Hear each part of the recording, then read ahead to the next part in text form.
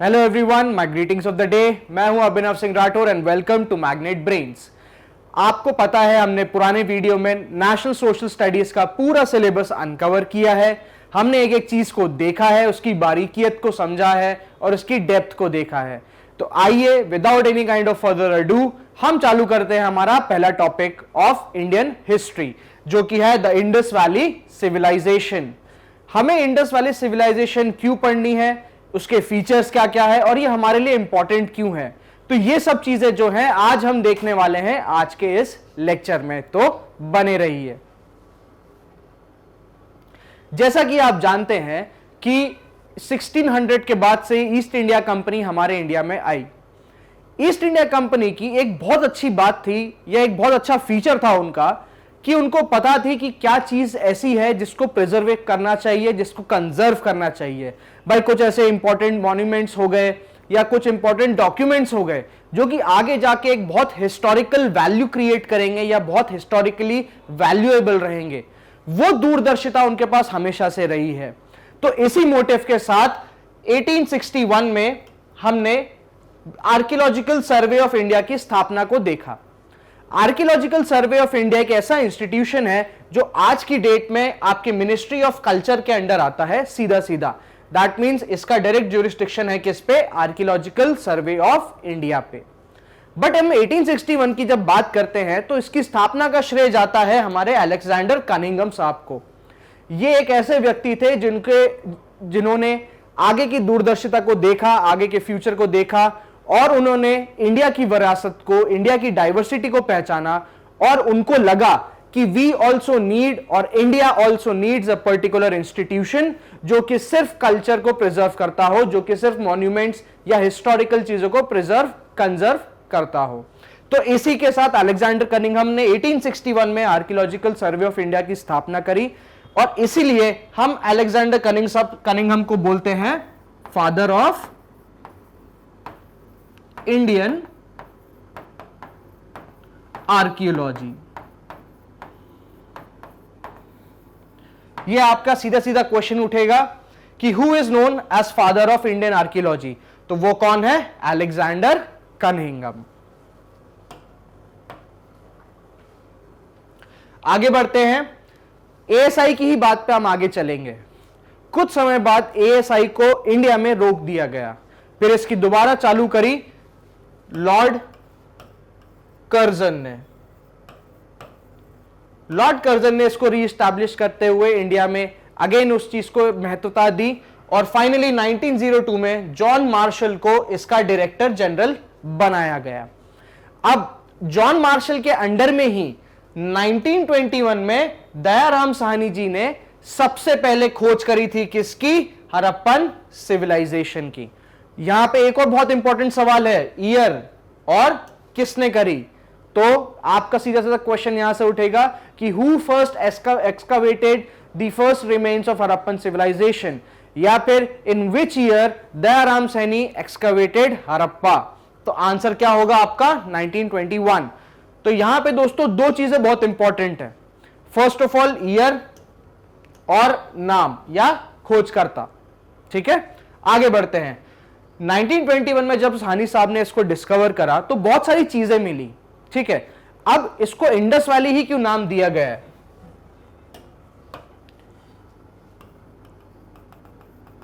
ये आपका northern India. अब आपको पता है कि इंडिया में इंडस आती है बाहर से, that is near Mansarovar lake से, और सीधी जाती है कहां? पाकिस्तान में। अब इंडस की 5 और सहायक नदियां हैं जो कि हमारे भारत के पंजाब प्रांत से निकलती हैं और अल्टीमेटली इंडस में ही मिलती हैं। तो आइए हम देखते हैं कौन कौन सी है। ये आ गई सतलज, ब्यास,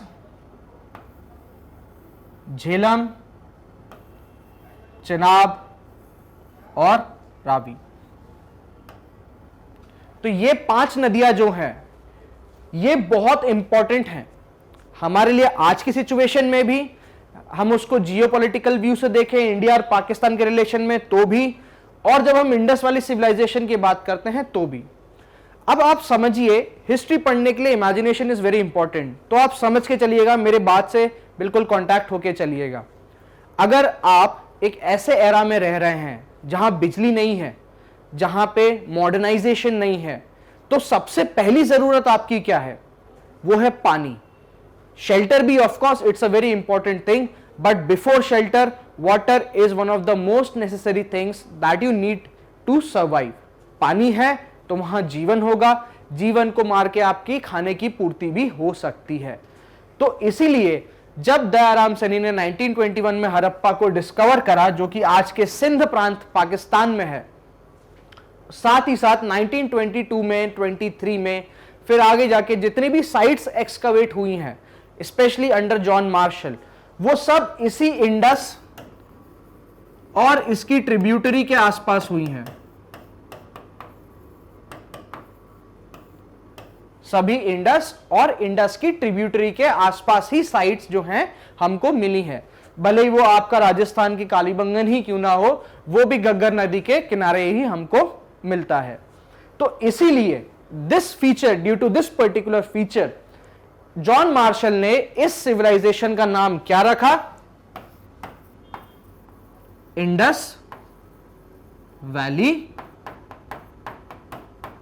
सिविलाइजेशन। तो यहां पे आपको एक और नया क्वेश्चन देखने को मिला कि किस इंसान ने या किसने इस हड़प्पन सभ्यता को सिंधु घाटी सभ्यता का नाम दिया? Which of the following person named Harappan civilization as Indus Valley Civilization? तो आपका नाम, आंसर क्या होगा? John Marshall. चलिए आगे बढ़ते हैं। तो जैसे जैसे एक्सकवेशन हुआ, हमको कुछ चीजें पता चलने लगी, जैसे कि वहां के घर किस टाइप के थे, 2 कमरे के थे, 4 कमरे के थे, सड़कें कैसी थी, क्या अलग अलग फीचर्स थे। जब इन फीचर्स पे शोध हुआ, इन फीचर्स पे रिसर्च हुआ, तब गॉर्डन चाइल्ड, ये एक अलग नाम है, बहुत प्रख्यात व्यक्ति हैं, बहुत प्रख्यात हिस्टोरियन है, गॉर्डन चाइल्ड ने इसको फर्स्ट अर्बन सिविलाइजेशन के नाम से नवाजा। यानी कि IVC, इंडस वैली सिविलाइजेशन या हड़प्पन सिविलाइजेशन को फर्स्ट अर्बन सिविलाइजेशन नाम किसने दिया? तो वो थे गॉर्डन चाइल्ड साहब। एक और नया क्वेश्चन आया आपके लिए, तो ध्यान दीजिएगा, हम सब इसी पैटर्न पे चलेंगे, क्वेश्चन साथ साथ सॉल्व करते जाएंगे और एजुकेट होते जाएंगे। आइए, तो अब हम देखते हैं क्या ऐसी चीजें हुई, क्या ऐसे फीचर्स हमको मिले कि हमने इसको एक बहुत ही हिस्टोरिकली इंपॉर्टेंट खोज माना। तो first of all, looking at the features of the Harappan civilization और the Indus Valley civilization, the first thing was town planning. जो शहर है उसकी प्लानिंग किस हिसाब से हुई है, उसमें घर कहां रहेंगे, मार्केट कहां रहेंगे, अंडरग्राउंड सीवेज रहेगा कि नहीं रहेगा, एक अलग टाउन ही बसाया जाएगा कुछ इंपॉर्टेंट लोगों के लिए। तो ये सब जो चीजें थी वो आपके टाउन प्लानिंग में आती हैं। आज भी अगर हम बात करें किसी नए शहर को बसाने की जब बात आती है, तो उसका जो ब्लूप्रिंट होता है उसको हम बोलते हैं टाउन प्लान या अर्बन प्लान। तो आइए अब हम देखते हैं कि इंडस वैली सिविलाइजेशन या हड़प्पन सिविलाइजेशन का टाउन प्लानिंग कैसे एक विचित्र, एक अद्भुत, एक बहुत ही सैटिस्फाइंग और बहुत ही इंटेंस प्लानिंग हुआ करती थी। बहुत ही एक ऐसी प्लानिंग थी कि आप आश्चर्यचकित रह जाएंगे। तो पहला हम देखते हैं कि the planning was done on a grid system. अब समझिए ये ग्रिड सिस्टम है क्या। फॉर एग्जाम्पल, अगर ये एक पीस ऑफ लैंड है, मान लीजिए कितने भी स्क्वायर किलोमीटर्स का क्यों ना हो, ये एक पर्टिकुलर लैंड है, तो ग्रिड का मतलब होता है ब्लॉक्स। हम पर्टिकुलर ब्लॉक्स बनाते हैं और उस ब्लॉक में ही हम उसका डेवलपमेंट करते हैं। जैसे कि अब मैंने यहां पे 6 ब्लॉक बना दिए, ठीक है। अब मैं क्या कर सकता हूं, इन 6 ब्लॉक के अंदर ये रहेगा आपका पार्क एरिया और इसी के आजू बाजू आपके रहेंगे क्या, हाउसेस। तो सिमिलरली मैंने इस ब्लॉक को भी ऐसे ही रखा और इस ब्लॉक को भी मैंने ऐसे ही रखा। अब बाकी बचे 3 ब्लॉक में हो सकता हूं मैं मार्केट बना दूं या मैं कोई और रिक्रिएशनल एक्टिविटी की प्लेस बना दूं। दैट इज ऑल अपॉन मी, वो मेरे पे डिपेंड करता है। तो ये होता है ग्रिड पैटर्न, ठीक है। चलिए आगे देखते हैं। अब जो पूरा का पूरा टाउन था, मैं आपको दो व्यू दिखाऊंगा, एक तो पूरा टाउन व्यू का लैटरल और एक एलिवेटेड दिखाने की आपको कोशिश करूंगा। तो यहां पे आप ग्रिड पैटर्न तो समझ ही गए होंगे। मान लीजिए ऐसा ग्रिड था, ठीक है। अब ये हो गया आपका वेस्टर्न साइड सिटी का और ये हो गया आपका ईस्टर्न साइड सिटी का। टाउन प्लानिंग इस हिसाब से करी जाती थी कि जो वेस्टर्न साइड है वो एक पर्टिकुलर प्लेटफॉर्म पे बनाया जाता था।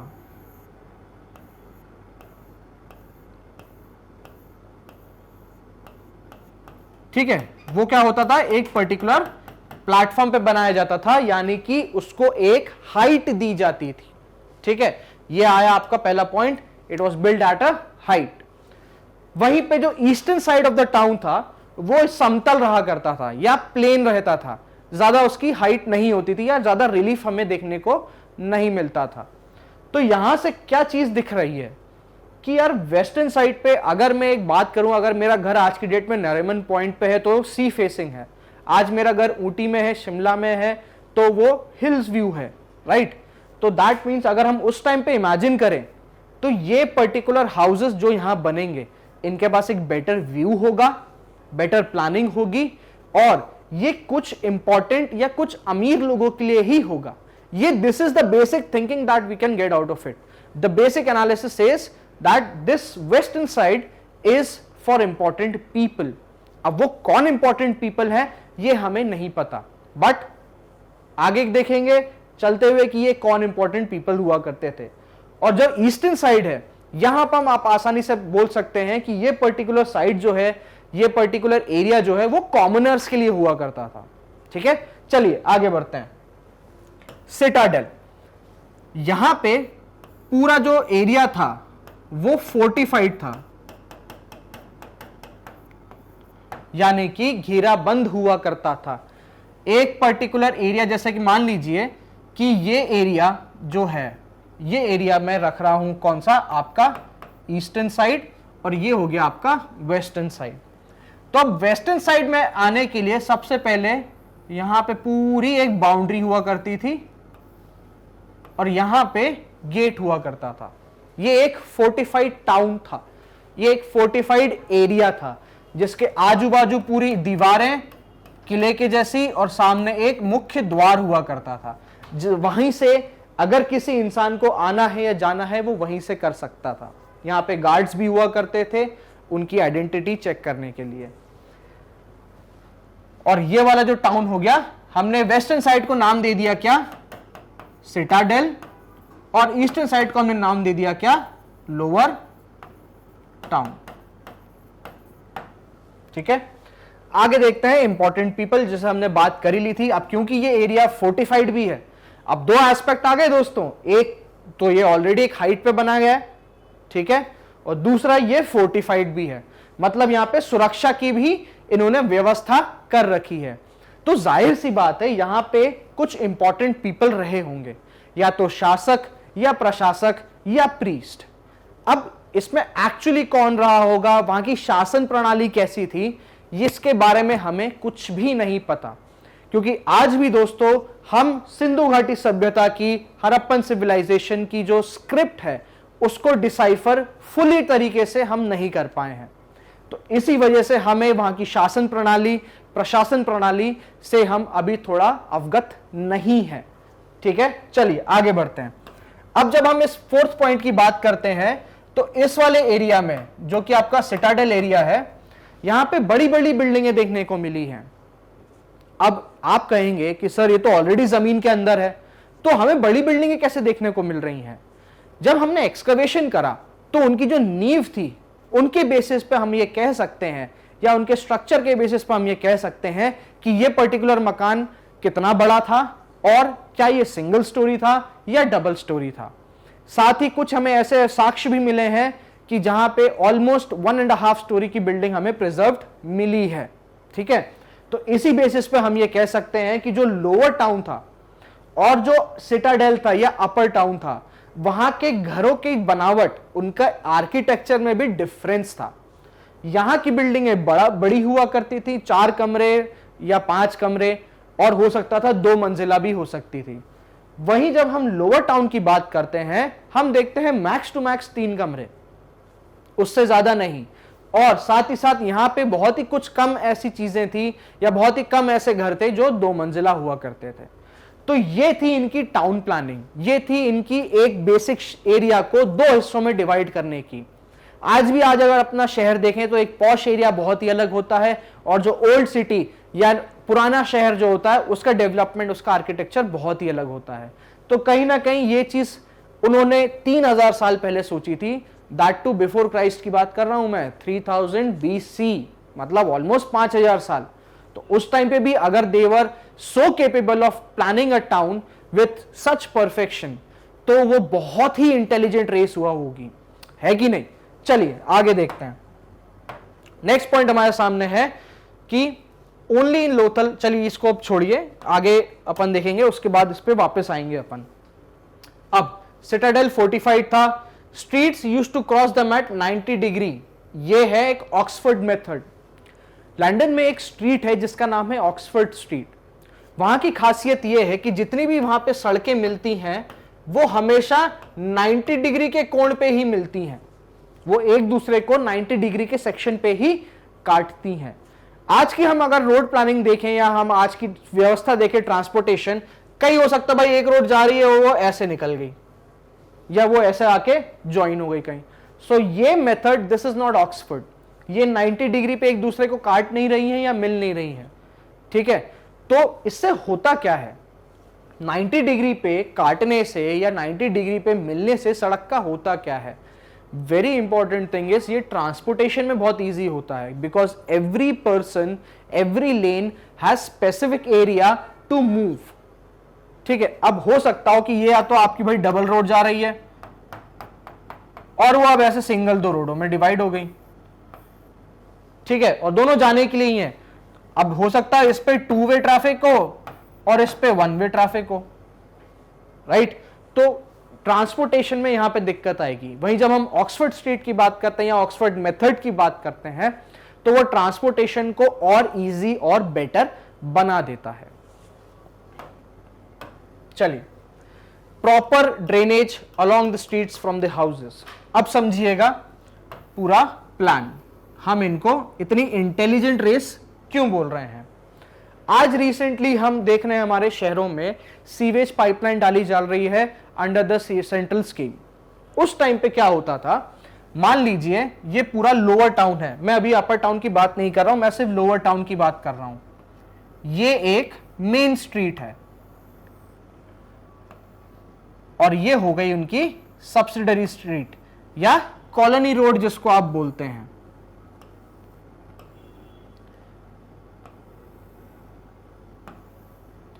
तो यहां पे जितने भी घर थे, XYZ नंबर के जितने भी घर हों, इन सब के मुहाने जो थे, मेन गेट जो थे, वो सब सब्सिडरी रोड या कॉलोनी रोड की तरफ खुला करते थे, ठीक है। दैट मींस किसी भी घर का मेन डोर मेन स्ट्रीट के ऊपर नहीं खुलेगा। कितनी अच्छी चीज है। आज हम देखते हैं कि मेन स्ट्रीट पे खुलने वाले घर ज्यादातर क्या करते हैं, वहां गाड़ियां खड़ी कर देते हैं, तो जो सड़क की जो ब्रेड्थ होती है वो कम हो जाती है। वहीं इंडस वाली सिविलाइजेशन में ये एक नियम था, क्या, कि आपका घर जो है उसका मुहाना या उसका मुंह या उसका फ्रंट हमेशा एक कॉलोनी रोड पे खुलेगा, ना कि मेन रोड पे। ऐसा क्यों था, क्योंकि मेन रोड पे होता था मेन ट्रैफिक लोगों का। अगर वहीं से आप एंट्री एग्जिट कर देंगे तो it will add on to the traffic and it will degrade the position, degrade the administration, degrade the execution of that particular area, ठीक है। चलिए अगला देख, हाँ, अब ये जो आप प्रीवियस स्लाइड में आप पॉइंट देख रहे थे कि only in Lothal, Lothal is another site, एक और साइट है लोथल जिसके घर मेन स्ट्रीट पे खुला करते थे। ये एक इकलौता अपवाद है, एक इकलौता एक्सेप्शन है इंडस वैली में कि जो लोथल साइट थी उसके जो घर थे वो मेन स्ट्रीट पे खुला करते थे, ना कि सब्सिडरी या कॉलोनी स्ट्रीट पे। अब हम बात करते हैं ड्रेनेज की। जैसे कि ये घर था, मान लीजिए ये एक घर है जिसमें ये 4 कमरे हैं और ये एक बीच का बड़ा हॉल है। ठीक है, ये मान लीजिए ये होता था इनका बाथ, ये रूम 1, रूम 2 और रूम 3, और ये एम्प्टी स्पेस निकलने के लिए कह लीजिए या हॉल कह लीजिए। यहां होती थी इसकी मेन स्ट्रीट।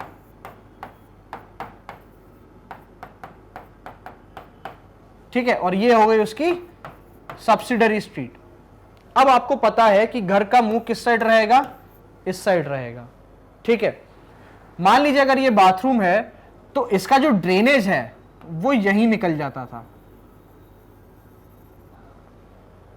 अब ये सड़क पे नहीं जा रहा, इन्होंने प्रॉपर चैनल्स बना रखे थे मेन रोड पे, प्रॉपर नालियां बना रखी थी, प्रॉपर निकास बना रखा था, और तो और उस ड्रेनेज सिस्टम को इन्होंने कवर करके रखा था। आज के जैसे नहीं कि खुली नालियां बह रही हैं। ठीक है, प्रॉपर तरीके से उसको कवर्ड करा जाता था। तो एक तरीके से आप ये कह सकते हैं कि it was an underground drainage system. तो उस टाइम पे अगर ये लोग अपनी हाइजीन के बारे में इतना सोच सकते हैं, सैनिटाइजेशन के बारे में सोच सकते हैं, तो of course yes they were a very intelligent race. आज भी अगर हम देखें, आज के टाउन प्लानिंग में देखें, आप अर्बन में पुराने शहरों में चले जाइए तो हमें इतनी परफेक्शन से कोई भी टाउन प्लानिंग आज की डेट में हमें नहीं मिलती है। बट उस टाइम के लोगों ने इतना कुछ सोचा, इतना फ्यूचरिस्टिक सोच रखी कि भाई सैनिटाइजेशन रखना बहुत जरूरी है, हाइजीन रखना बहुत जरूरी है। इन्हीं वजह से क्या होते हैं, हमारी बीमारियां आती हैं, तो उसको कवर करना भी बहुत जरूरी है। राइट, तो इसलिए हम इन लोगों को या इंडस वैली सिविलाइजेशन को इतना इंपॉर्टेंस देते हैं। क्यों? क्योंकि इन लोगों ने उस टाइम पे भी इतनी डेप्थ में सोचा, इतने अच्छे से सोचा और लोगों की भलाई के बारे में सोचा। चलिए आगे चलते हैं।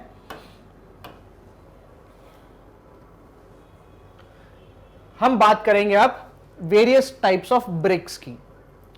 आज की डेट में हम जब देखते हैं, आज हमको मिलती हैं पक्की ईंटें लाल वाली, साथ ही साथ कुछ एडवांसमेंट भी हुए हैं। हमारे यहाँ ऐश ब्रिक्स भी आ रही हैं, सीमेंट ब्लॉक्स भी आ रहे हैं।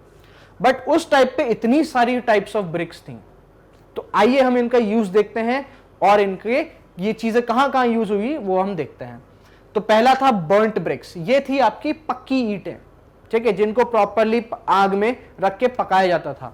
ये यूज होती थी बिग स्ट्रक्चर्स के लिए, भाई डबल स्टोरी हाउसेस, ग्रैनरीज, या कह लीजिए कुछ इंपॉर्टेंट बिल्डिंग है जिसपे बहुत सारा लोड आना है, तो उस स्ट्रक्चर के लिए हम क्या यूज करते थे, पकी हुई ईंटें या बर्न्ट ब्रिक्स।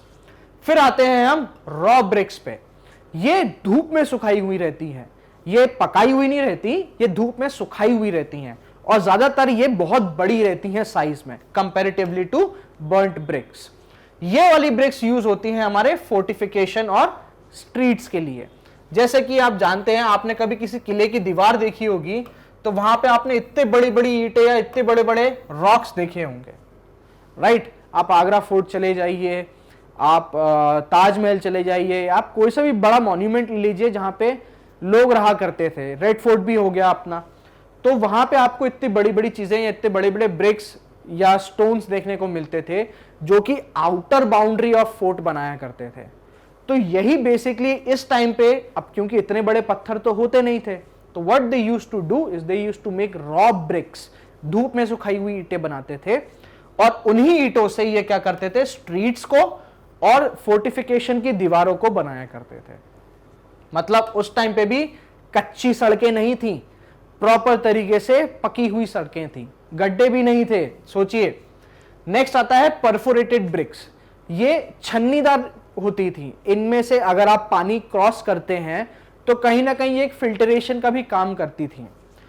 ये चीजें होती थी आपके ड्रेनेज सिस्टम के लिए, ये यूज होती थी आपके किसके लिए, ड्रेनेज सिस्टम के लिए। अगला आता है ऑर्नेटेड ब्रिक्स। ये ऑर्नामेंटेशन या आप कह लीजिए घर की सुंदरता बढ़ाने के लिए यूज होती थी। हालांकि हमको इस टाइप की ब्रिक सिर्फ कालीबंगा से ही मिली है, जो कि राजस्थान में के हनुमानगढ़ जिले में है। सिर्फ हमको यहीं से ऑर्नेटेड ब्रिक्स मिली हैं। इस पे एक कुत्ते के पांव के निशान भी हैं और एक बिल्ली का पीछे करते हुए कुत्ते के चित्र भी अलंकृत हैं। तो इसलिए हमने इसको भी इंक्लूड कराया as an type of brick. अगला चलते हैं L shaped brick. L shaped brick जो है वो घरों के कॉर्नर पे लगती थी। लाइक फॉर एग्जाम्पल, अब अगर मेरे को घर का कॉर्नर डिजाइन करना है तो मेरी एक ये ब्रिक्स है, मैं आज की सिचुएशन की बात कर रहा हूं, फिर मेरे को अगर अब उसको शेप देना है, उसको डायरेक्शन चेंज करना है, तो मेरे को ब्रिक ऐसे लगानी पड़ेगी। अब इससे क्या होता है, जो कॉर्नर का जो स्ट्रक्चर का जो स्ट्रेंथ है वो थोड़ा सा वीक हो जाता है, बहुत वीक नहीं, थोड़ा सा जरूर वीक होता है, ठीक है। तो इस पर्पस के लिए उन लोगों ने कैसी ईंटें बनाई थी, ऐसी, ताकि ये जो जॉइंट है, राइट, ये जो पर्टिकुलर जॉइंट है, ये एरिया है, इसको इंटीग्रेशन मिल सके, इसको स्ट्रेंथ मिल सके। सोचिए उस टाइम पे ऐसी तकनीक, क्या बात है। आज भी हमारे पास एल शेप ब्रिक नहीं है, बट उस टाइम पे जरूर हमारे पास एल शेप ब्रिक हुआ करती थी। चलिए, ये थे आपके टाउन प्लानिंग के फीचर्स, ठीक है। आगे बढ़ते हैं, नेक्स्ट फीचर देखते हैं हम एग्रीकल्चर को। हमें कुछ वहां पे साक्ष्य ऐसे भी मिले हैं इनकी सिटीज की खुदाई के टाइम पे, जो कि ये प्रमाणित करते हैं कि इंडस वैली सिविलाइजेशन या हड़प्पन सिविलाइजेशन के लोगों को खेती या एग्रीकल्चर आती थी। क्या एविडेंसेस मिले हैं? फर्स्ट ऑफ ऑल, रोथल और रंगपुर से हमें राइस के कल्टीवेशन के एविडेंसेस मिले हैं। अब ये एविडेंसेस हैं कैसे? भाई ये कोई खेत नहीं है, या आप कह लीजिए कि चावल का चावल या गेहूं का गेहूं नहीं पड़ा मिला हमें उसके भूसी मिली है या उसकी हस्क मिली है, जिससे हम ये पता कर सकते हैं कि इनके पास चावल था। अब आप इस एग्रीकल्चर को आज के एग्रीकल्चर से बिल्कुल मत जोड़िए। आज तो क्या हमारे पास मशीन है, कई चीजें हैं जिससे कि हम उसको आगे बढ़ा सकते हैं, उसको हम अच्छे से कर सकते हैं। बट उस टाइम पे प्लाव तो था, बट क्या इतनी एडवांसमेंट टेक्नोलॉजी थी कि हम प्रॉपरली खेती कर सके? तो ऐसे ही कुछ एविडेंसेस हमें मिले हैं जिनकी वजह से ये वेरी क्लियर है, it's very cut to cut clear कि हाँ, एग्रीकल्चर के एविडेंसेस या एग्रीकल्चर इंडस वैली सिविलाइजेशन के लोगों को पता था। तो आइए उनके कुछ एविडेंसेस देखते हैं। तो कल्टीवेशन ऑफ राइस, अब राइस कैसे मिला है कि राइस की हमको उसका हस्क मिला है, उसकी आउटर कवरिंग्स मिली हैं, और कई जगह हमें राइस का पूरा पौधा भी मिला है, ठीक है। It's properly preserved. आगे देखते हैं, we were the first to cultivate cotton. अब इसके कॉटन के हमें एविडेंसेस कैसे मिले हैं, आप ध्यान दीजिएगा। जैसे कि मान लीजिए ये एक अर्दन पॉट है, ठीक है। उस टाइम पे ये अर्दन पॉट डेकोरेटेड हुआ करता था, तो हमें कॉटन के कुछ स्ट्रिप्स इसी अर्बन पॉट के नेक पे चिपके हुए मिले हैं। दूसरी चीज, फिजिकल एविडेंस के साथ साथ हम लोगों को कुछ टेक्स्ट एविडेंसेस भी मिले हैं। जैसे कि मेसोपोटामिया में कॉटन वॉज कॉल्ड सिंधु, जो कि हमें जिसके नाम से जाना जाता है। ग्रीक्स कॉल्ड इट सिंदन या सिंडोन, ये उनके टेक्स्ट से हमें पता चला है। तो ये दो चीजें जो हैं काफी सिमिलर हैं, ठीक है।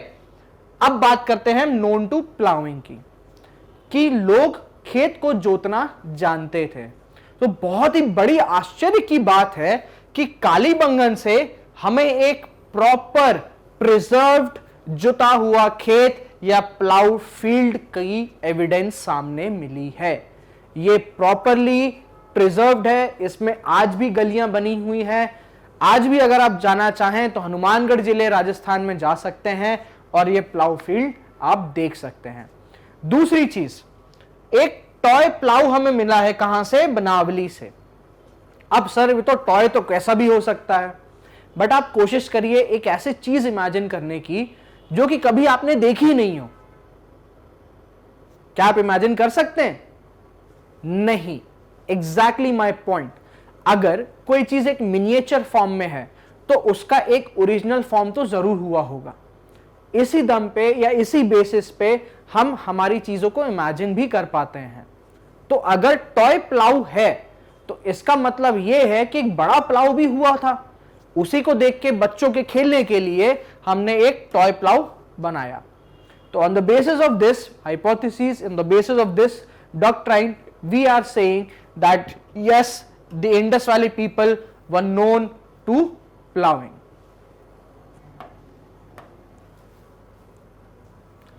एनिमल नॉलेज, ये भी हम उसी कंसेप्ट पे बात करेंगे जिस पे हमने अभी इमेजिनेशन की बात करी। इन लोगों को वही जानवर पता थे जो इनके सील्स पे अंकित थे। सील्स का मतलब थप्पा, या जो एक प्रॉपर सील होती है किसी पर्टिकुलर ऑथराइजेशन की, इंस्टीट्यूशन की, वो। अब जब हम इनके सील्स पे देखते हैं तो हमें कुछ जानवर देखने को मिलते हैं। लाइक हमें पशुपतिनाथ सील पे हिरण देखने को मिलता है, टाइगर देखने को मिलता है, हमें सांड देखने को मिलता है, हमें वन हॉर्न बुल देखने को मिलता है।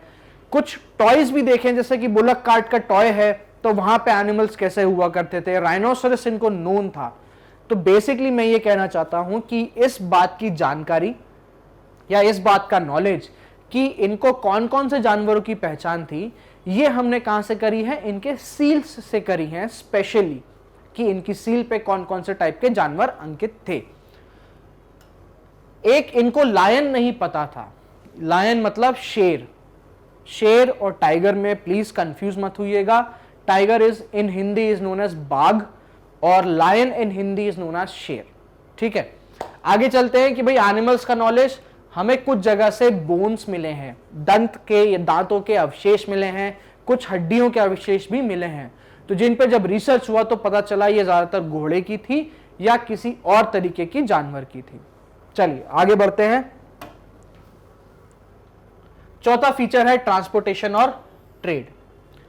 अब जब हमने इतने सारे साइट्स की खुदाई करी है, हमने इतने सारी रिसर्चें करी हैं, हमको कोई भी टाइप की मुद्रा नहीं मिली।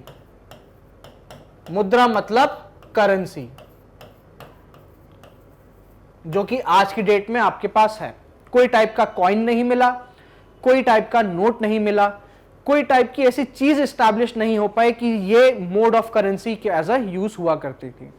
तो हमने एक बहुत बेसिक चीज जो बहुत पहले से चली आ रही है, एक उसका ट्रेड एंड कॉमर्स का जो सिस्टम है, दैट वाज बार्टर। आप एक चीज दीजिए और उसके बदले में आप दूसरी चीज ले लीजिए। तो प्रोबेबली हम ये कह रहे हैं कि इंडस वाली सिविलाइजेशन में ट्रेड कैसा था, it was based on your barter system. Mode of transportation की बात करें तो आप ये बहुत अच्छे से जानते हैं कि शहर जो थे इनमें बहुत अच्छी सड़कों की व्यवस्था थी, ट्रांसपोर्टेशन की इनमें बहुत अच्छी प्रोबेबिलिटी थी, बहुत अच्छी सड़कें हुआ करती थी, पक्की सड़कें हुआ करती थी। तो पॉपुलर मोड ऑफ ट्रांसपोर्टेशन जो था वो बुलक कार्ट था। अगेन हम ये कैसे कह सकते हैं, बिकॉज जब हमने उत्खनन करा, इसका एक्सकवेशन करा, तो हमें काफी जगहों से बहुत सारे टॉय बुलक कार्ट हमको मिली है। On the basis of this we can say कि हाँ, जो मेन मोड ऑफ ट्रांसपोर्टेशन था वो वाया एनिमल हुआ करता था, and that too a bullock cart. Next mode of transportation की बात करें तो हमको पोर्ट मिले हैं, बंदरगाह मिले हैं। कहां से? लोथल से। दैट मीन्स इनको नाव का भी ज्ञान था। मैं ये नहीं कह रहा हूं कि ये बहुत बड़ी शिप्स बना सकते थे, but yes they knew how to travel on water as well. फिर हम बात करते हैं कि बहुत सारी मेसोपोटामियन सील्स जो हैं वो हमें पाई गई हैं। तो उससे क्या पता चलता है? उससे पता ये चलता, अब देखिए मेसोपोटामिया, देखिए कहां था मेसोपोटामिया, आपके अरेबियन प्लाटू, यह आपका अफ्रीका कॉन्टिनेंट, यह आपका अरेबियन प्लाटू, और फाइनली ये आपका इंडिया। तो ये वाला एरिया जो था ये आपका था क्या? मेसोपोटामियन सभ्यता। उसके कंटेम्परेरी यहां पे इंडिया और पाकिस्तान पे आपकी क्या थी? Indus Valley Civilization. अब अगर मैं कहूं कि यहां की कोई चीज हमको यहां मिली है, या यहां पे इंडस वाले की कोई चीज हमको यहां मिली है, तो उससे हम क्या कह सकते हैं भाई? जैसे कि आप लोग कई बार शाम को खेलने जाते हैं, कोई चीज भूल गए किसी दोस्त के यहाँ, मम्मी कहती है वो कहां थी, तो कहने मम्मी वो दोस्त के यहाँ रह गई, तो उससे क्या एस्टैब्लिश होता है कि आपकी और उसकी दोस्ती है। वहीं पे अगर हमें कोई चीज अरेबियन प्लाटू की या मेसोपोटामियन सिविलाइजेशन की हमको इंडस वैली में मिलती है, उसका सीधा सीधा संबंध ये है कि हां, इन दो सिविलाइजेशंस के बीच में कुछ ना कुछ रिलेशनशिप था। अब जब हम सील्स के बारे में शोध करते हैं तो सील्स बेसिकली यूज होती थी ब्रांडिंग के लिए। जैसा कि आज आप देखते हैं किसी भी प्रोडक्ट पे ISI मार्क लगा हुआ है, एग मार्क लगा हुआ है, या कोई भी क्वालिटी मार्क लगा हुआ है, तो पहले ऐसे ही ब्रांडिंग हुआ करती थी गुड्स पे कि हाँ ये गुड ये क्वालिटी का है और ये यहां जाएगा या इस पर्पस के लिए यूज होगा। तो ऐसी ही सील मेसोपोटामिया की कुछ हमें कहां मिली है, इंडस वाली सिविलाइजेशन में मिली है। तो उससे साफ साफ हमें जाहिर है या साफ साफ हम कह सकते हैं कि yes, the people of Indus वाली सिविलाइजेशन वर इंक्लूडेड और वर डूइंग फॉरेन ट्रेड। तो ये बहुत ही बड़ी बात है। अगर हम उस टाइम पे फॉरेन ट्रेड कर रहे थे जहां एक ऐसी सोच थी कि हमें घर से ही बाहर नहीं निकलना, वहां पे लोग क्या कर रहे हैं, फॉरेन ट्रेड कर रहे हैं। तो बहुत ही हाईली डेवलप्ड स्पीसी थी। जैसे कि आप देख सकते हैं, practice of putting a seal on goods for specially for branding purposes. चलिए आगे देखते हैं। चौथा हमने फीचर देख लिया, आगे देखते हैं सोसाइटी। अब हमने इसकी ट्रेड की बात कर ली, इकोनॉमी की बात कर लिया, थोड़ी बहुत सोसाइटी के बारे में बात करते हैं कि लोग क्या थे, कैसे थे। मैट्रियार्कियल सोसाइटी थी, मात्र सत्तात्मक सोसाइटी थी। यहां पे विमेन को आदमियों से बेटर पोजीशन मिली थी। आप कह सकते हैं कि ये जो सोसाइटी थी ये वुमेन ओरिएंटेड सोसाइटी थी। अब ये हम कैसे कह सकते हैं? फर्स्ट ऑफ ऑल, हमको जो भी फिगर मिला है, आइडल मिली है, that is maximally found of females. भाई एक डांसिंग लेडी है और एक बहुत फेमस जो आइडल है वो मदर गॉडेस की है।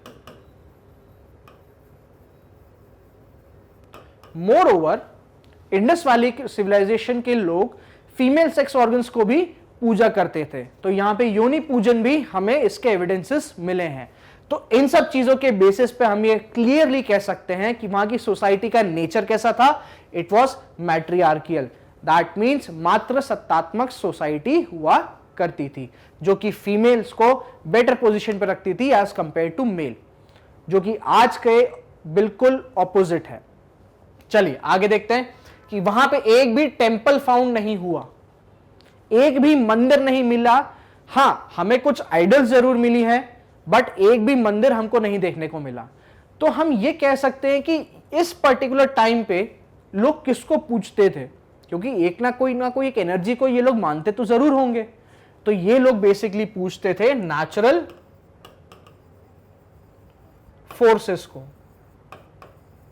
चांद, सूरज, अग्नि, इन सब चीजों को। आगे देखते हैं इनका बरियल। भाई इनको कोई अगर इंसान खत्म हो जाए तो उसका अंतिम संस्कार कैसे होता था? तो 3 टाइप से होता था। एक होता था क्रीमेशन, जिसमें कि शरीर को अग्नि के हवाले कर दिया जाता था, जो कि आज हम कहां देखते हैं, हिंदुइज्म में ज्यादातर देखते हैं। दूसरा था बरियल, यानी कि शव को धरती के भीतर गड़ा दिया जाता था, एक प्रॉपर तरीके से गड्ढा बना के, एक पिट बना के। इसे कहते थे सिमेट्री। तो बरियल आज की डेट में अगर आप इसको रिलेट करें तो इस्लाम या क्रिश्चियनिटी, इससे आप रिलेट कर सकते हैं। एक था बहुत ही खतरनाक पार्शियल। इसमें क्या करते थे, मृत शरीर को एक डंडे पे या एक पर्टिकुलर स्पाइक पे कह लीजिए या किसी सपोर्ट से लटका दिया जाता था, खुला छोड़ दिया जाता था। तो जितने भी जानवर थे जो स्कैवेंजर्स हुआ करते थे, they used to eat this body. जो भी ईटेबल पार्ट होता था, कौवे, चील, गिद्ध वगैरह, ये इस बॉडी को खा लेते थे और फिर जो भी चीजें बचती थी, जो भी अवशेष बचते थे, उस चीज को ये लोग दफना देते थे। तो this is called the partial burial. तो इस टाइप से आप ये कह सकते हैं कि अगर यहां पे 3 टाइप की चीजें हैं, क्रीमेशन भी है, बरियल भी है और पार्शियल बरियल भी है, तो सिद्ध होता है कि this was a diverse group. मतलब डाइवर्सिटी हमारे यहां आज से ही नहीं है, कई साल पहले से है, इंडस वाली सिविलाइजेशन के टाइम से। ठीक है, चलिए आगे देखते हैं।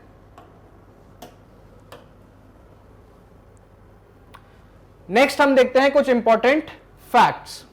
हमने फीचर की बात कर ली है, पांचों फीचर्स हमारे सामने हैं कि उसमें क्या लिखना है, कैसे पॉइंट्स आएंगे, वो सब आपके सामने है।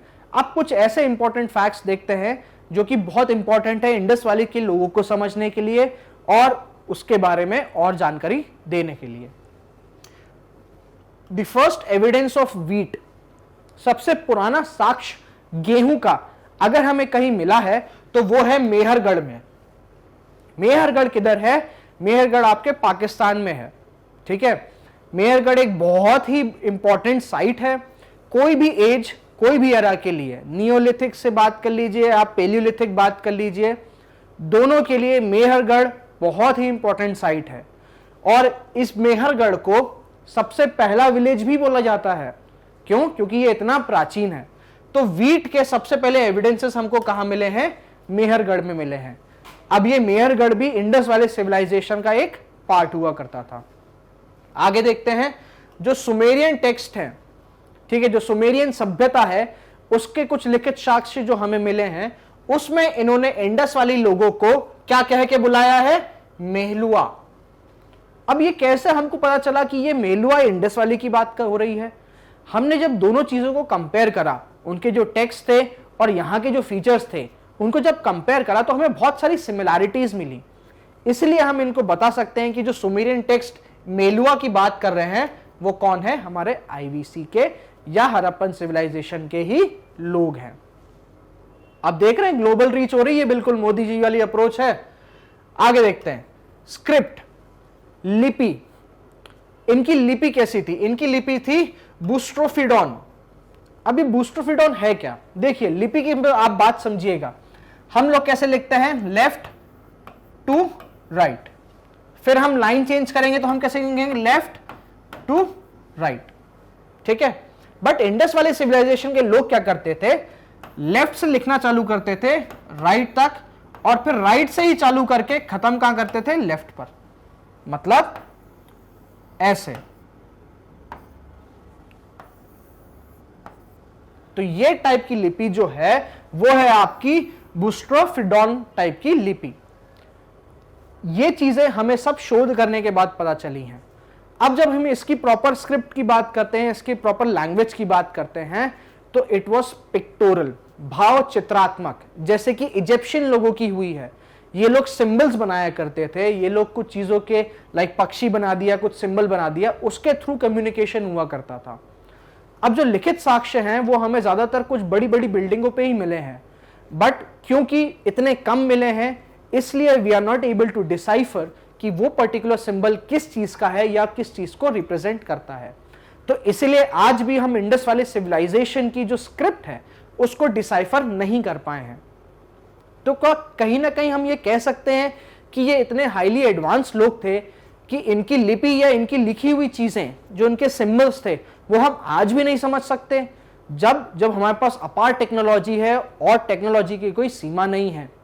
फिर भी 5000 साल बाद भी हम इनकी लिपि को नहीं समझ पाए हैं। है ना कि इंटरेस्टिंग फैक्ट।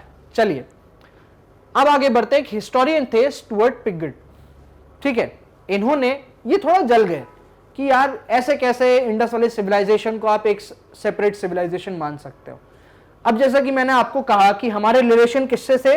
मेसोपोटामियम से थे। कुछ इजिप्शियन सील भी मिली है हमें। तो स्टुअर्ट पिगट का यह कहना है कि जो हड़प्पा है और मोहनजोदारो है, ये दोनों एक विस्तृत साम्राज्य की जुड़वा कैपिटल्स हैं। दैट मीन्स ये एक बहुत बड़ा किंगडम था। पूरा का पूरा आप मेसोपोटामिया समझ लीजिए, इंडस वैली सिविलाइजेशन समझ लीजिए, ये एक बहुत बड़ा किंगडम था और ये दो इसकी क्या थी? जुड़वा राजधानियां थी।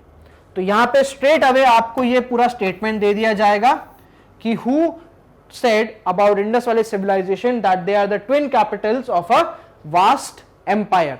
तो उसका आंसर क्या होगा? Historian Stuart Piggott. समझ में आया? तो यहीं पे आप बहुत सारे आपको एमसीक्यू भी मिल जाएंगे।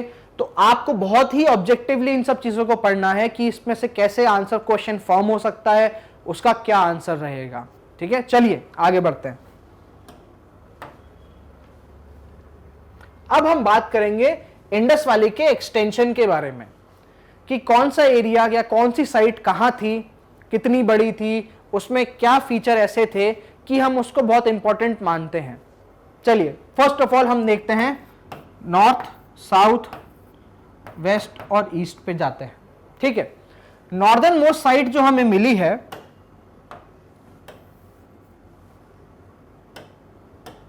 वो मिली है मांडा में। अब मांडा किधर है? आपके आखूर डिस्ट्रिक्ट में पड़ता है, कश्मीर। ठीक है, अब यहां पे बहुत इंपॉर्टेंट साइट से लेके जो चीजें हैं, एक्सटेंशन से लेके और या फिर साइट से लेके जो चीजें हैं, उनमें है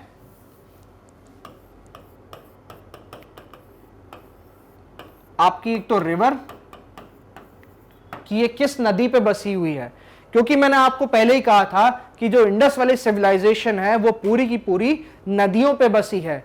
हर एक साइट के पास कोई ना कोई नदी जरूर है। क्यों? क्योंकि नदी हमेशा ही लाइफ सोर्स का एक बहुत बड़ा फैक्टर रहा है। रिवर के साथ साथ आपसे यह पूछा जा सकता है कि फिलहाल ये कौन सी कंट्री में है, कौन से स्टेट में है, क्या है। ये वाला तो जरूर एक बहुत वेग हो गया, या आप ये कह लीजिए कि बहुत डिफिकल्ट हो जाएगा, बट रिवर जरूर ये पूछ सकते हैं। रिवर की तो बिल्कुल गारंटी हो सकती है कि हाँ, रिवर एक ना एक आईबीसी साइट का पूछ जरूर लेंगे। तो आइए हम रिवर के साथ साथ देखते हैं कि ये क्या कहां पड़ता है। तो पहला है मांडा, ये आपके आखूर डिस्ट्रिक्ट में है, कश्मीर में आता है, और ये किस नदी के किनारे है? तो चिनाब नदी के किनारे है। चिनाब नदी इंडस रिवर की एक ट्रिब्यूटरी रिवर है। ठीक है, चलिए अब इसमें क्या इंपॉर्टेंट है, हमको यहां पे अंडरग्राउंड शेल्टर होम्स देखने को मिले हैं। माना कि जो घर थे वो जमीन से ऊपर ना होके जमीन से नीचे हुआ करते थे। तो वहां के लोग, इंडस वैली के लोग, स्पेशली मांडा में जो रहते थे, दे न्यू कि कश्मीर घाटी में या कश्मीर में सर्दियों में टेम्परेचर एक्सट्रीम हो जाएगा, हमको ठंड से बचने के लिए कुछ ना कुछ एक उपाय चाहिए, कुछ ना कुछ एक आइडिया चाहिए। तो उन्होंने क्या करा?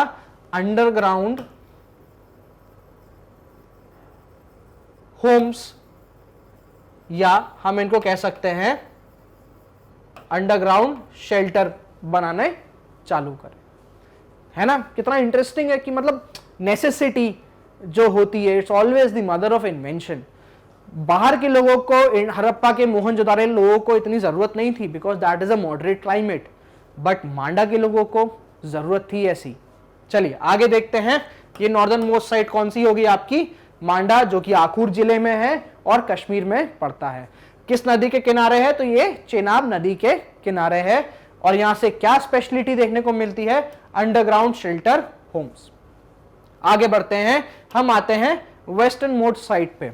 वेस्टर्न मोस्ट साइट है सुख्ता गैंडोर, ये है आपके बलूचिस्तान में।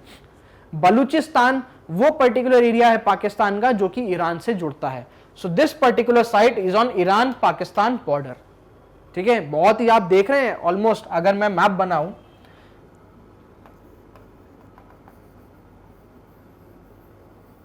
ये आपका हो गया India, specially the northern and the western side.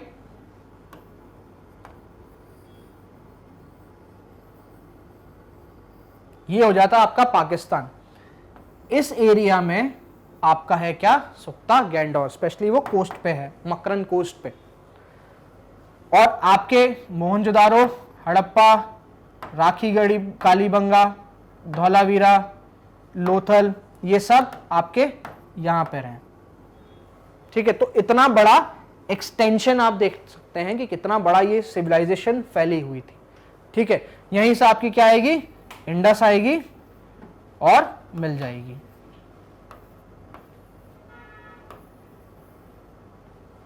ठीक है, चलिए आगे बढ़ते हैं। अब आते हैं हम इसके बारे में। तो ये कौन से रिवर पे है? ये दशाक नदी के किनारे पे है। और इसकी इंपॉर्टेंट फीचर क्या है कि इसका जो सिटाडेल है, that means the western part of the town, जो कि एक प्लेटफॉर्म पे बनाया जाता था, वो प्लेटफॉर्म एक क्या है? नेचुरल हिल है, मतलब एक नेचुरल पहाड़ी पे ही इसका सिटाडेल बना हुआ है। That is the speciality of this. आगे बढ़ते हैं, हम सदर्न मोस्ट साइड की बात करते हैं। तो दाइमाबाद आता है, यह है अहमदनगर डिस्ट्रिक्ट में, महाराष्ट्र में। ठीक है, तो जो सबसे सदर्न मोस्ट साइट आएगी वो आपकी कहां आएगी, महाराष्ट्र में आएगी। महाराष्ट्र अगर आप देखें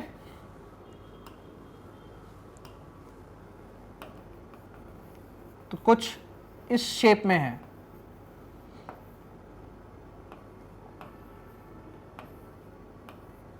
यह हो गया आपका मध्य प्रदेश, ये हो गया आपका गुजरात, यहां पे आ गया आपका Chhattisgarh, Telangana and southern states. ठीक है, तो दाइमाबाद जो है वो अहमदनगर डिस्ट्रिक्ट में है। अब यहां से जो इंपॉर्टेंट नदी निकलती है वो है आपकी गोदावरी। त्र्यंबक हिल से, त्र्यंबकेश्वर पहाड़ियों से, त्र्यंबक पहाड़ियों से, त्र्यंबकेश्वर जगह से गोदावरी नदी निकलती है, जिसको हम बूढ़ी गंगा बोलते हैं। ये बहुत ही रिलीजियस नदी है, बहुत इंपॉर्टेंट है। तो जाहिर सी बात है, अगर ये दाइमाबाद अगर कहीं साइट मिली है तो वो हमें कहां मिलेगी, वो एक पर्टिकुलर रिवर के किनारे ही मिलेगी। तो जो दाइमाबाद है ये हमें प्रवरा नदी के किनारे मिलती है, जो कि क्या है, ट्रिब्यूटरी है किसकी, गोदावरी की। ठीक है, यहां पे इंपॉर्टेंट चीज है, इंपॉर्टेंट फैक्ट क्या है कि यहां पे हमें ह्यूमन बरियल ग्राउंड मिले हैं जो कि मेगालिथिक एज से हैं। अब समझिए क्या है मेगालिथिक, क्या है।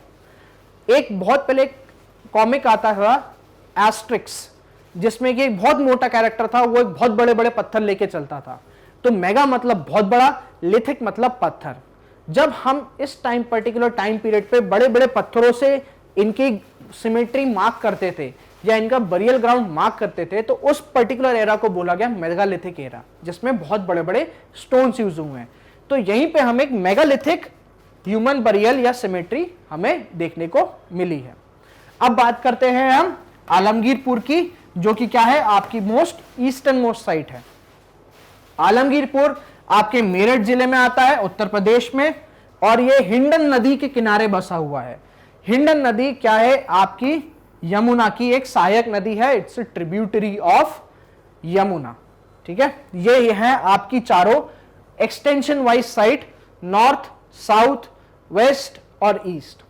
तो आप देख सकते हैं on the northern, southern and eastern side ज्यादातर एक्सटेंशन इंडिया में ही है, इंडिया से बाहर नहीं है। और बात करें अगर आपके वेस्टर्न साइड की, तो वो कहां तक जा रही हैं, आपके ईरान तक जा रही है। That means near to your Mesopotamian civilization. अब आप अगर इस पर्टिकुलर डायग्राम को देखें तो ये आपका जम्मू कश्मीर हो गया, ये आपकी चेनाब नदी हो गई, और इस चेनाब नदी के इधर पे है क्या, मांडा। ठीक है, अब आप इधर आते हैं पश्चिम में, तो आपके पास बलूचिस्तान है, और यहीं पे आपका है सुख्ता गैंडोर। एक्सटेंशन की बात करें तो नॉर्थ से साउथ एक्सटेंशन है 1600 किलोमीटर्स।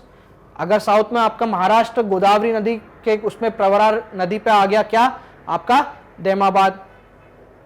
आलमगीरपुर यहां आ गया मेरठ जिले में, यूपी, इस पर्टिकुलर एरिया में हिंडन नदी के किनारे, जो कि आपकी क्या है, किसकी सहायक नदी है, यमुना की।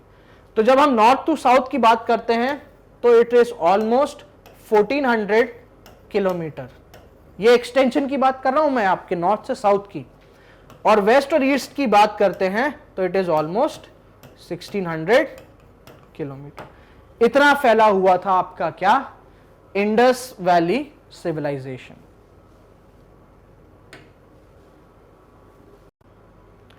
तो आइए अब हम देखते हैं इंपॉर्टेंट साइट्स और उनके फाइंडिंग्स, कि क्या ऐसी चीजें थी जो कि इन पर्टिकुलर सिटीज को या इन पर्टिकुलर साइट्स को बहुत इंपॉर्टेंट बनाती हैं और अपने आप में एक बहुत अलग स्टैंडिंग दिलवाती हैं। तो चलिए चालू करते हैं। सबसे पहले हड़प्पा। जैसे कि आप सब जानते हैं 1921 दयाराम सैनी जी ने इसकी खोज करी थी, और हड़प्पा अपने आप में पहली ऐसी साइट थी इस पर्टिकुलर सिविलाइजेशन की जो कि खोजी गई थी, जिसका एक्सकवेशन हुआ था। तो अपने आप में ये इस वजह से इंपॉर्टेंट हो जाती है। अब ये रावी नदी के किनारे है, और यहां पे हमें कुछ बहुत बड़े बड़े स्ट्रक्चर्स मिले हैं जो कि बहुत एस्टॉनिशिंग से हैं। तो first of them is granaries. Granaries are basically, इनको अन्न भंडार बोलते हैं। ये बहुत बड़े बड़े पिट हुआ करते थे जिसके अंदर स्टोरेज कैपेसिटी हुआ करती थी। तो most probably looking at the conditions, वहां के geographical, local, political, geophysical conditions को देखते हुए हमने ये अनुमान लगाया है कि ये जो पर्टिकुलर पिट्स हुआ करते थे ये बेसिकली अन्न के लिए यूज होते थे या कि आपके ग्रेन्स के लिए यूज हुआ करते थे। तो that is why we are calling them granaries. Moreover वहां पे दो और चीजें मिली है हमको, सिमेट्री H और सिमेट्री R37। सिमेट्री का मतलब एक बरियल ग्राउंड ही है। अब ये जो H और R37 ये जो चीजें हैं ये डिनोट करती हैं अलग अलग टाइप की सिमेट्रीज को, ठीक है। जैसे कि एक सिमेट्री में होता यह था कि इंसान का शरीर वेस्ट साइड पे होता था और उसके पांव ईस्ट साइड पे होते थे। फिर जब हमने और सिमेट्रीज की खोज करी और सिमेट्रीज का एक्सकवेशन करा, तब हमने ये देखने को मिला कि इंसान का पैर नॉर्थ साइड पे है और सर साउथ साइड पे है। दूसरी चीज, ये अब इंसान सीधा नहीं लेटा, ये बिल्कुल कुकड़ा हुआ है या एक फोल्डेड पोजीशन में है। तो इन्हीं डेड बॉडीज की, ममीज की आप कह लीजिए जो रिमेन्स बचे हुए हैं, उनका शोध करने के बाद हम ये अलग अलग कैटेगरीज प्रोवाइड करते रहते हैं अलग अलग बरियल ग्राउंड्स को, ठीक है। चलिए आगे देखते हैं। नेक्स्ट इज आपका मोहनजोदारो। मोहनजोदारो 1922 में रखलदास बनर्जी ने इसकी खोज करी थी। जस्ट एक साल बाद किसने खोज कर दी? रखलदास बनर्जी जी ने। यहां पे इंपॉर्टेंट चीज यह है कि यहां पे सिटाडेल में फोर्टिफिकेशन नहीं है। दैट मीन्स एक बस द्वार हुआ करता था, उसके आजू बाजू का फोर्टिफिकेशन बिल्कुल नहीं था। That means no kind of security was provided to the upper town और टू द सिटाडेल और to the important person that are living in this particular city. आगे आते हैं, ये इंडस नदी के किनारे पर है, ठीक है, अपने आप में वो एक बहुत बड़ा पॉइंट हो जाएगा। नेक्स्ट आते हैं, ये एरिया वाइज सबसे बिगेस्ट साइट है आईवीसी की। एरिया वाइज देखा जाए कि ये एरिया में कितने एरिया में फैली हुई है, क्या इसका एक्सटेंशन है, नॉर्थ साउथ ईस्ट वेस्ट जो भी है, एरिया कितना स्क्वायर किलोमीटर कवर कर रहा है। तो on the basis of area this is the biggest site. That means area wise the largest site है किसकी? पूरे के पूरे इंडस वैली सिविलाइजेशन की, ठीक है। चलिए यहां पे जो स्ट्रक्चर्स हमें देखने को मिले हैं वो है ग्रेट बाथ। अब आपने मोहनजोदारो मूवी अगर देखी होगी तो उसमें एक गाना आता है जहां पे ये ग्रेट बाथ दिखाया गया है। ये ग्रेट बाथ अपने आप में बहुत बड़ा स्विमिंग पूल हुआ करता था। इसकी खासियत ये थी कि ये स्पिरिचुअल या रिलीजियस चीजों के लिए यूज करा जाता था। अब क्या रिलीजियस चीजें थी वो तो हमें तभी पता चल पाएगा जब इसकी स्क्रिप्ट प्रॉपर डिसाइफर हो पाएगी। बट जहां तक इसके साइज, अब क्योंकि ये ग्रेट बाथ जो है ये सिटाडेल एरिया में मिला है, हमको ये लोअर टाउन में नहीं मिला, और तो और ये जो पर्टिकुलर ग्रेट बाथ है ये सेंटर ऑफ सिटाडेल में बेस्ड है। अब जैसे मान लीजिए ये आपका ग्रेट बाथ है, ये पूरी की पूरी पकी हुई ईंटों से बना है, और तो और दोस्तों ये वाटर प्रूफ है। एग्जैक्टली उस टाइम पे उन लोगों को पता था कि इसको वाटर प्रूफ कैसे करना है। चारों कोनों में आपको पानी निकालने के लिए नालियां मिलेंगी जो कि अगेन कनेक्टेड होती हैं कहां? आपके सीवेज में, ठीक है। दो साइड पे आपको स्टेप्स मिलेंगे इसमें उतरने के लिए। चारों ओर इसके रूम्स बने हुए हैं जिसको आप कह सकते हैं कि ये चेंजिंग रूम्स हो सकते हैं। तो एक बड़ा का बड़ा पूरा का स्ट्रक्चर देखा जाए अपने आप में तो ये बहुत भव्य था, बहुत बड़ा था। एंड क्योंकि ये सिटाडेल में था तो इसलिए हम यही बोल सकते हैं कि ये कॉमन पर्पसेस के लिए नहीं था, ये कुछ स्पेशल रिचुअल्स के लिए हुआ करता था या स्पेशल पर्पसेस के लिए हुआ करता था। चलिए आगे देखते हैं कि हमें यहीं से डांसिंग लेडी की एक कांस्य मूर्ति भी मिली है जिसको हमने डांसिंग लेडी नाम दिया है। आगे देखते हैं कि हमें यहाँ पे फायर ऑल्टर्स मिलते हैं। अब फायर ऑल्टर्स क्या होते हैं? एक पर्टिकुलर प्लेस ऐसी होती है पूरे शहर में जहां पे सेक्रेड फायर जलाई जाती है। आज की डेट में हम इसको कंपेयर कर सकते हैं आज के यज्ञ से। हम जब घर पे यज्ञ करवाते हैं या हम हमारे वरांदे में यज्ञ कराते हैं तो एक सेक्रेड फायर को जलाया जाता है। वैसे ही जब हम इस टाइम की बात करते हैं तो यहाँ पे बहुत बड़ी फायर जला करती थी। अब फायर ही क्यों? इंडस वैली के लोग ये मानते थे कि fire is the medium to connect from the divine, यानी कि उस एक एनर्जी से, उस भगवान से कनेक्ट करने के लिए या उस गॉड से, उस डेटी से कनेक्ट करने के लिए अगर हमें कोई मीडियम हो तो वो है फायर। इसी फायर के थ्रू हम कम्युनिकेट कर सकते हैं और वो भी हमसे कम्युनिकेशन कर सकते हैं। इसलिए ये फायर ऑल्टर्स जो हैं बहुत इंपॉर्टेंट हो जाते हैं। And for the most important point, most astonishing point is, Mohenjodaro में हमें प्रोटोजोआ मिला है, किसका? मलेरिया का। ठीक है दोस्तों, मोहनजोदारो ये इकलौती प्लेस है जहां हमें एविडेंस किसका मिलता है? मलेरिया का एविडेंस मिलता है। तो it's a very interesting point कि मलेरिया कितनी पुरानी बीमारी है या कितने टाइम से चली आ रही है। ठीक है, चलिए आगे देखते हैं कुछ और cities. Next is Kalibanga. Kalibanga आपके राजस्थान में है, राजस्थान के हनुमानगढ़ जिले में आता है।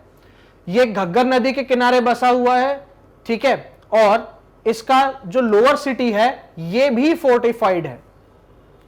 अपर सिटी या सिटाडेल तो फोर्टिफाइड है ही है, लोअर सिटी भी फोर्टिफाइड है। अब लोअर सिटी फोर्टिफाइड होने का क्या मतलब है? जैसे मान लीजिए अगर ये पर्टिकुलर एक पूरा कालीबंगन या सिटी है, ठीक है, इसका वेस्टर्न साइड तो चलिए ठीक है, हम कह सकते हैं कि ये फोर्टिफाइड है पूरा का पूरा। ये आपका द्वार आ गया, ये चलिए माना जाता कि हाँ यार ये एक कॉमन फीचर था। हाँ सर, ये कॉमन फीचर था जो कि हमें सबके सब साइट्स में देखने को मिला है कि जो सिटाडेल है, एक आध दो अपवाद छोड़ दिए जाएं तो जो सिटाडेल है वो फोर्टिफाइड था, यानी कि यहां पे सिक्योरिटी थी। बट कालीबंगा में जो ईस्टर्न साइड है या कि जो लोअर टाउन है वो भी फोर्टिफाइड था। दैट मीन्स यहां पे सिक्योरिटी इश्यूज हुआ करते थे। कहां? पूरे के पूरे कालीबंगन में। इसका मतलब it was very prone to attacks. अब ये अटैकर्स कौन थे ये हमें आज भी नहीं पता, बट कहीं ना कहीं कालीबंगा जो है या कालीबंगा की जो पूरी साइट है ये हमें क्या दिखाती है? डिक्लाइन दिखाती है इस पूरी इंडस वैली सिविलाइजेशन का। अगर आप इसी कालीबंगा को आप हड़प्पा से या मोहनजोदारो से कंपेयर करेंगे, वहां आपको क्या देखने को मिलता है? भव्य भव्य इमारतें, एक बड़े बड़े स्ट्रक्चर्स। यहां आपको क्या देखने को मिलता है? मोर सिक्योरिटी अरेंजमेंट। यानी कि ये लोग अटैक से बहुत प्रोन थे, इन पे कोई ना कोई पर्सन अटैक कर रहा था। And it is not at all necessary कि ये और पुरानी जो सिटीज हैं वो कॉन्टेम्परेरी हुई होंगी। दैट मीन्स वो एक साथ चल रही होंगी। ये भी हो सकता है कि वहां से लोग आए होंगे और कालीबंगा में बसे होंगे, वहां पे कुछ ऐसी सिनारियो हुआ होगा, ये कुछ ऐसी सिचुएशन आई होगी कि वहां के लोग यहां आके बस गए और उन्होंने फोर्टिफिकेशन करा। राइट? तो ये बहुत इंपॉर्टेंट चीज है, एक बहुत इंपॉर्टेंट एनालिसिस है कि कालीबंगन कहीं ना कहीं हमको आईवीसी का डिक्लाइन दिखाता है। कैसे दिखाता है आगे और जानेंगे। यहां पे भी हमको फायर ऑल्टर्स मिले हैं, डेकोरेटेड ब्रिक्स मिली हैं, जो कि डेकोरेटेड ब्रिक्स हमको और कहीं भी नहीं मिली है। ठीक है, दूसरी चीज जैसा मैंने आपको बताया था एग्रीकल्चर के टाइम पे, यहां पे हमें प्लाउड फील्ड सरफेस मिलता है। ठीक है, अब ये चीज कैसे डिनोट करती है डिग्रेडेशन, मैं आपको बताता हूं या मैं समझाने की आपको कोशिश करता हूं। आज यूएसए है, ठीक है, हम कहते हैं यूएसए की इकोनॉमी बहुत स्ट्रांग है। क्यों? क्योंकि उसकी इकोनॉमी ट्रेड बेस्ड है। दैट मीन्स वो भले ही हथियारों का व्यापार कर रहा हो, पर वो व्यापार कर रहा है ना? वो क्या कर रहा है? वो व्यापार कर रहा है, वो ट्रेड कर रहा है, इसलिए उसकी इकोनॉमी स्ट्रांग है। राइट? इंडिया की हम जब बात करें, जब हम कंपैरिजन करते हैं, आज से 10 साल पहले की बात ले लीजिए या आज से 15 साल या 20 साल पहले की बात कर लीजिए, आज भी हम क्या है? हम एक एग्रेरियन इकोनॉमी है। यानी कि हम आज भी हमारी 60% पॉपुलेशन जो है वो एग्रीकल्चर पे डिपेंड करती है। तो क्या हमारी इकोनॉमी आप कहेंगे कि डेवलप्ड नेशन की जैसी है या डेवलपिंग नेशन की तरफ है? राइट? तो कहीं ना कहीं हम ये कह सकते हैं कि अगर एक पर्टिकुलर एरिया एग्रीकल्चर पे प्राइमरीली डिपेंड करता है तो वो क्या है? थोड़ा सा अंडर डेवलप्ड है या डेवलपिंग फेज में है। राइट? वहीं पे जब हम हड़प्पा और मोहनजोदारो की बात करते हैं, वहां हमको कैसे साक्ष्य मिलते हैं वीट के या एग्रीकल्चर के? उनकी आउटर कवरिंग मिलती है या उनकी पूरी की पूरी भूसी मिलती है या हमें कुछ एक टॉयज मिलते हैं। दैट मीन्स वहां के एरियाज का, हड़प्पा का, मोहनजोदारो का या आप और अदर पर्टिकुलर प्लेसेस या साइट्स ले लीजिए, वहां पे मेन बिजनेस या main economy was trade based. और वहीं कालीबंगन पे क्योंकि पूरा का पूरा फील्ड मिला है हमको, पूरा का पूरा प्लाउड सरफेस मिला है, तो हम ये कह सकते हैं कि हाँ, this particular place was based on agriculture. यहां की इकोनॉमी एग्रीकल्चर बेस्ड थी। तो इसीलिए मैं कह रहा हूं, इसीलिए शोधकर्ता भी कहते हैं कि कहीं ना कहीं कालीबंगन हमको आईवीसी का डिक्लाइन दिखाता है, ना कि अपलिफ्टमेंट।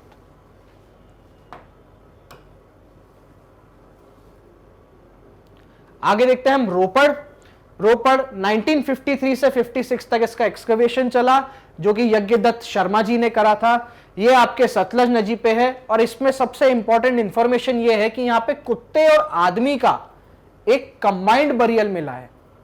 जी हां, कुत्ता जो डॉग है animal, it's the oldest friend of man and the most loyal friend of man as well.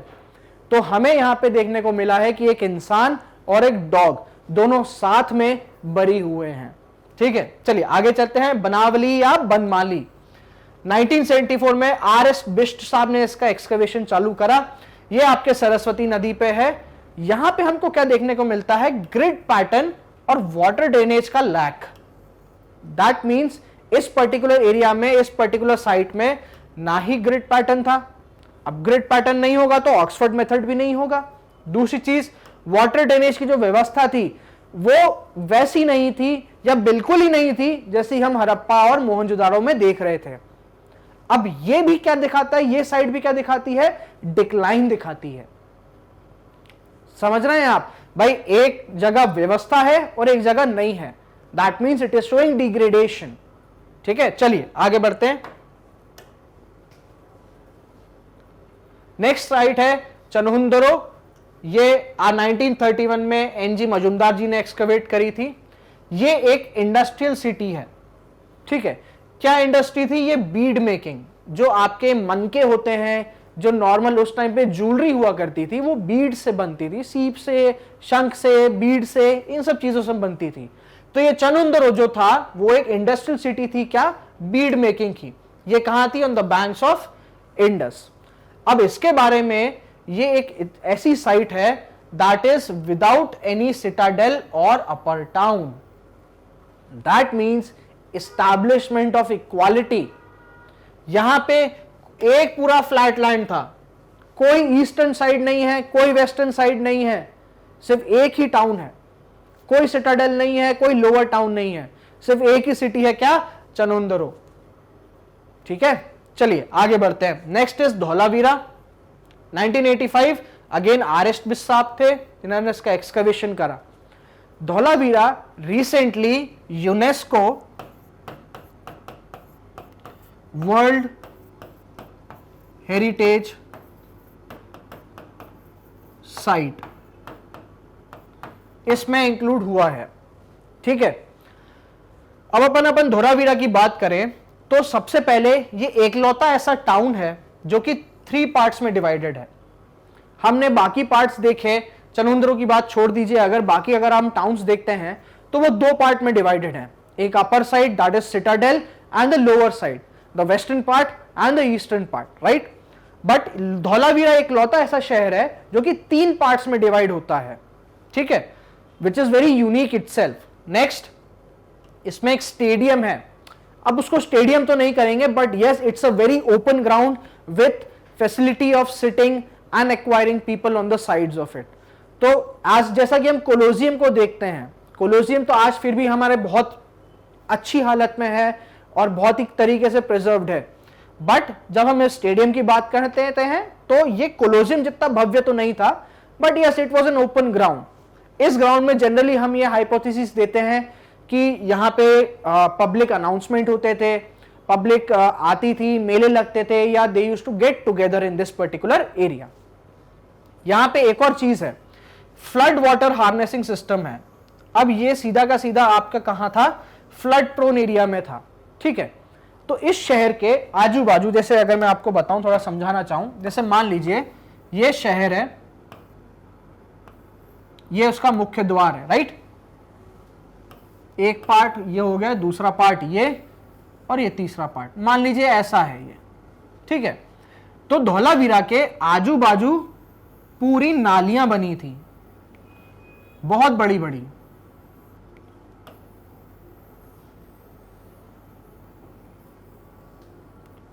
ठीक है, इसी नालियों में फ्लड वाटर जाया करता था, इन्हीं नालियों में फ्लड वाटर जाया करता था। तो इनकेस अगर कोई फ्लड की सिचुएशन होती थी तो इनके थ्रू ही ये लोग बचे हुए रहते थे। अब 3 पार्ट्स में डिवाइड करने का एक फ्लड बहुत बड़ा रीजन भी था। अब जैसे फ्लड मान लीजिए अगर इस डायरेक्शन से आता है तो ऑलमोस्ट ये पर्टिकुलर पार्ट 1 जो है ये हो सकता हो कि डूब जाए, right, but at least they have 2 more parts to survive on. ठीक है, चलिए आगे बढ़ते हैं। बिफोर राखीगढ़ी, राखीगढ़ी कहां है? हरियाणा में है। ठीक है, राखीगढ़ी से पहले धौलावीरा बिगेस्ट साइट हुआ करती थी इंडिया में। ध्यान रखना मैं ये कह रहा हूं इंडिया में।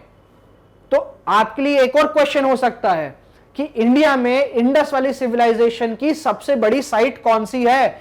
तो वो कौन सी है? राखीगढ़ी। और किधर है ये साइट? हरियाणा में। ठीक है, राखीगढ़ी से पहले साइट कौन सी मानी जाती थी? तो वो धौलावीरा थी। ठीक है, तो रिसेंट एक्सकवेशन राखीगढ़ी का है। अभी अभी रिसेंटली कुछ समय पहले इस राखीगढ़ी से एक्सकवेशन में 5 से 6,500 साल पुरानी ज्वेलरी मिली है। जी हां, ये रिसेंट न्यूज है कि यहां पे एक बहुत पुरानी 5,000 साल पुरानी ज्वेलरी मिली है और कुछ मृत भांड भी मिले हैं, that means the earthen pots. चलिए आगे बढ़ते हैं। Next is Surkotada. 1964 JP Joshi ji ने इसका एक्सकवेशन करा था।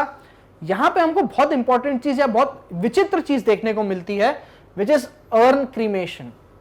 ठीक है, इसमें क्या हुआ है, एक बहुत बड़ा सा अर्दन पॉट रखा गया है, उसमें इंसान को डाला गया है, उसमें उसका बरियल भी हुआ है और उसमें क्रीमेशन भी, कुछ लोगों का क्रीमेशन हुआ है, कुछ लोगों का बरियल हुआ है।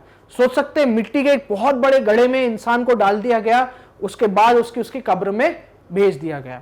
दूसरी चीज, यहां से हमको रिमेन्स ऑफ हॉर्स मिलते हैं। यहां से हमें पता चलता है कि इंडस वाली सिविलाइजेशन के जो लोग हैं वो घोड़े से भी परिचित थे और साथ ही साथ they knew how to tame the horse and use horse. Next आते हैं लोथल। 1954 रंगनाथ राव जी ने इसका एक्सकवेशन करा था। ये आपके अहमदाबाद जिले में है, ये भोगवा रिवर के किनारे पर है। ठीक है, यहां पे आप देखें तो ये एक डॉकयार्ड थी, डॉकयार्ड सिटी थी। यहां पे शिप बिल्डिंग इंडस्ट्री भी थी, यहां पे बीड मेकिंग इंडस्ट्री भी हुआ करती थी। अब यहां पे इंपॉर्टेंट चीज क्या है कि हमको ईरानियन या बहरीनियन सील्स जो हैं यहां हमको ये देखने को मिलते हैं। That means again Lothal was directly involve in foreign trade. तो यहां से ये चीज हमारी एस्टैब्लिश हो जाती है। अब हम देखते हैं अगेन कुछ इंपॉर्टेंट साइट्स हैं, उनकी प्लेसमेंट देखते हैं, कहां पे है, किसने एक्सकवेट करा। आपके सामने हड़प्पा कौन सी रावी नदी के किनारे है। ये पाकिस्तान के पंजाब प्रांत, दैट मींस पाकिस्तान का जो पंजाब स्टेट है ये वहां पर है, उसके साहिवाल जिले में। ठीक है, एक्सकवेशन की बात करें तो दयाराम सानी हम बात कर ही चुके हैं इन द ईयर 1921। नेक्स्ट आते हैं मोहनजोदड़ो। अब मोहनजोदड़ो भी प्रोनाउंसिएशन सही है और मोहनजोदारो प्रोनाउंसिएशन भी सही है, क्योंकि ये डिफरेंस आ जाता है हिंदी और इंग्लिश का। नेक्स्ट आते हैं ये Sindhu. Sindhu is Indus, Indus नदी के किनारे है, पंजाब के सिंध प्रांत में है, उसके लकलाना जिले में है। ठीक है, अब समझिए पंजाब प्रांत और आपका सिंध प्रांत।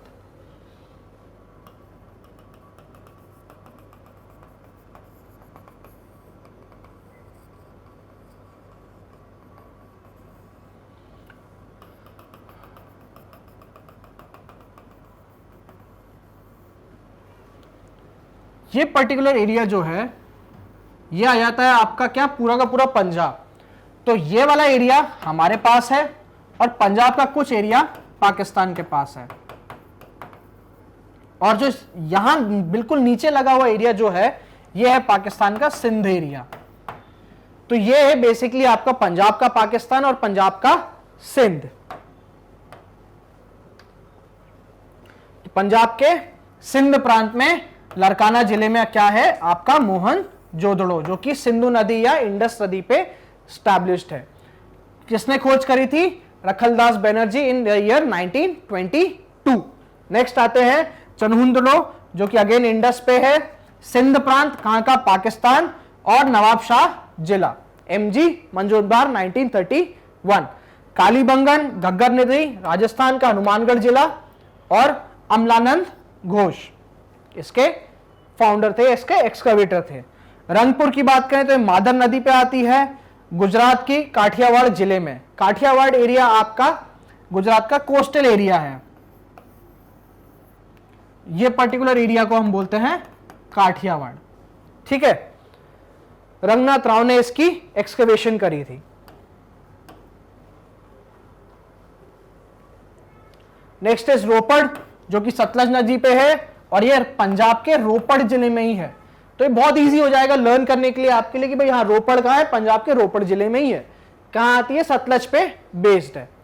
इसके यज्ञदत्त शर्मा थे एक्सकवेटर। नेक्स्ट आते हैं लोथल, जो कि भोगवा नदी के किनारे पे है और गुजरात के अहमदाबाद जिले में है। एक्सकवेटर कौन है आपके? रंगनाथ राव। नेक्स्ट इज आलमगीरपुर, ये हिंडन नदी है और ये आपकी क्या है? सबसे ईस्टर्न या वेस्टर्न? ईस्टर्न मोस्ट साइट है। तो यूपी के मेरठ जिले में यज्ञदत्त शर्मा इसके एक्सकवेटर। नेक्स्ट सुक्ता गेंडोर, ये दशाक नदी में है। ये पाकिस्तान के मकरन के समुद्र के तट पे किनारे पे है। That means it is in the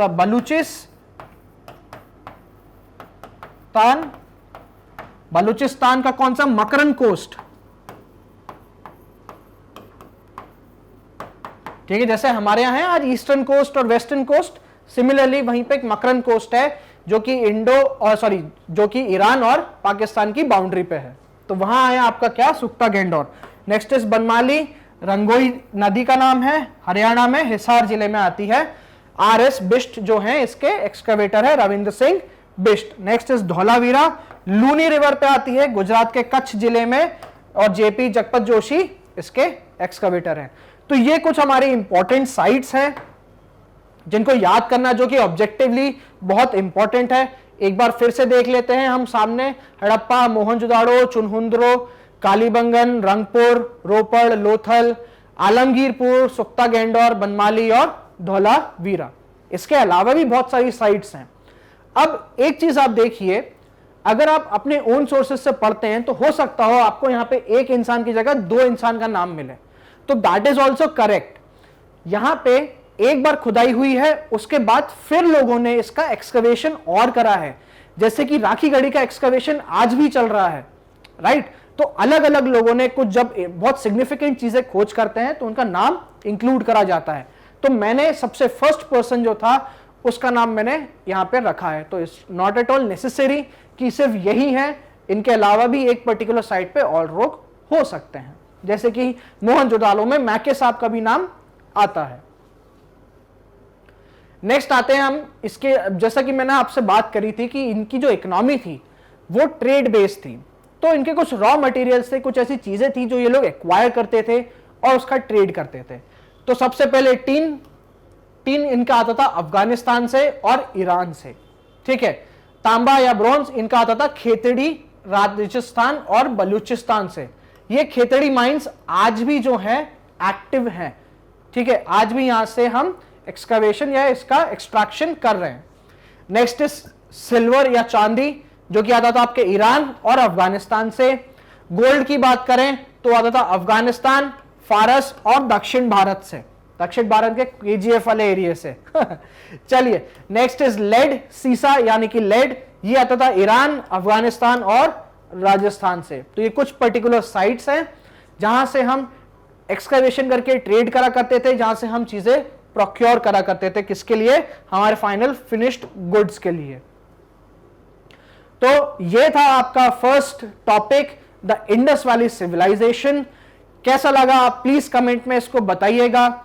next हम लोग पढ़ने जा रहे हैं वैदिक कल्चर। वैदिक कल्चर में जो है हम इसकी सब चीजें देखेंगे कि क्यों इसको वैदिक कल्चर बोला जाता है।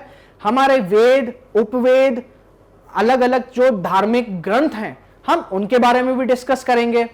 इस पर्टिकुलर पीरियड में पॉलिटिकल सिचुएशन कैसी थी, सिनेरियो कैसा था, सोशल लाइफ कैसी हुआ करती थी, ये सब चीजें हम इसमें डिस्कस करने वाले हैं। तो प्लीज बने रहिए, लाइक करिए, शेयर करिए और सब्सक्राइब जरूर करिए। Thank you.